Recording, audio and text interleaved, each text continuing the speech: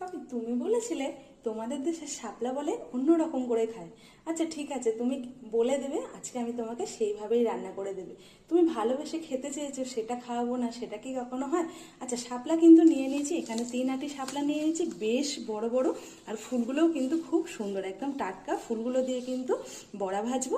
আর শাপলাটা দিয়ে আজকে একদম অন্যরকম একটা রেসিপি করব। কেউ কোথাও যাবেন না, শাপলাটা কেটে ধুয়ে একদম রান্নাঘরে ফিরে আসবো। শাপলা কিন্তু কেটে ধুয়ে একদম রান্নাঘরে ফিরে এসেছে। নুন দিয়ে ভালো করে হাত হাত দিয়ে চটকে চটকে ভালো করে মেখে খুব ভালো করে ধুয়ে নিয়েছি, কারণ শাপলার থেকে অনেকটা কষ বেরোয়, কালো কালো জল বেরোয়। সেই কারণে বেশ 4 থেকে 5 বার জল পাল্টে পাল্টে ধুয়ে নিয়েছি। এদিকে নিয়ে নিয়েছিলাম 1 মুঠো মটরের ডাল, যেটা আগেই ভিজিয়ে রেখেছিলাম, মানে সকালবেলায় ভিজিয়ে রেখেছি শাপলার সঙ্গে করবো বলে। এবার একটা সরাসরি মিক্সিং জারের মধ্যে নিয়ে নেবো, নিয়ে সুন্দর একটা পেস্ট বানিয়ে নেবো। আজকের এই মটরের ডাল দিয়ে কিন্তু শাপলাটা বানাবো, আর খেতে কিন্তু অসাধারণ হয়। জল শুদ্ধ কিন্তু দিইনি, জলটা কিন্তু আলাদা দিয়েছি, মানে জলটা দেবো না, একদম শুকনো শুকনো একটা পেস্ট বানাবো ডালের। ডালটা একটু পেস্ট হয়ে গেছে। এবার আমি শাপলাটা কিন্তু খুব ভালো করে হাত দিয়ে চেপে চেপে জল বার করে নেবো, কারণ এটার মধ্যে কিন্তু অনেকটা জল আছে। দেখুন, এটা ধোয়ার পরেও কিন্তু এইভাবে হাত দিয়ে চাপলে অনেকটা জল বেরোয়।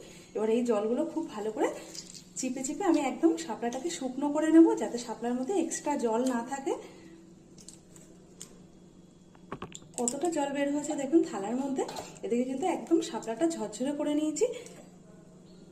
এবার জল ছেঁকা শাপলাগুলো একটা থালার মধ্যে আমি ঢেলে নিয়েছি। এবার মিক্সিং জারে যে ডালটা বেটে রেখেছিলাম, সেই ডালটা কিন্তু এই শাপলার মধ্যে দিয়ে দেব। এবার দিয়ে দেবো কিছু গুঁড়ো মশলা, যেটা রোজ নিত্য প্রয়োজনীয় রান্নায় আমাদের ব্যবহার করা হয়। দিয়ে দেবো হলুদ গুঁড়ো 1 চামচ, স্বাদ মতো লবণ, দিয়ে দেবো 1/2 চামচ কাশ্মীরি লঙ্কার গুঁড়ো। খুব ভালো করে হাতের সাহায্যে এটা আমি 10 মিনিটের জন্য মেখে রেখে দেবো, যাতে নুন ঝাল সব মশলার পরিমাণগুলো শাপলার মধ্যে খুব ভালো করে ঢুকে যায়।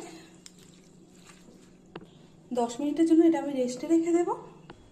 গ্যাসটা অন করে কড়াই বসিয়ে দিয়েছি, কড়াইতে দিয়ে দেবো পরিমাণ মতো তেল।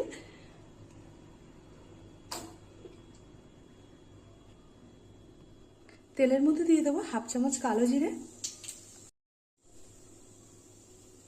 কুচিয়ে রাখা 4টে মিডিয়াম সাইজের পেঁয়াজ। পেঁয়াজের মধ্যে দিয়ে দেবো একটা শুকনো লঙ্কা। পেঁয়াজটা 2 মিনিট ভাজার পরে দিয়ে দেবো মিডিয়াম সাইজের দুটো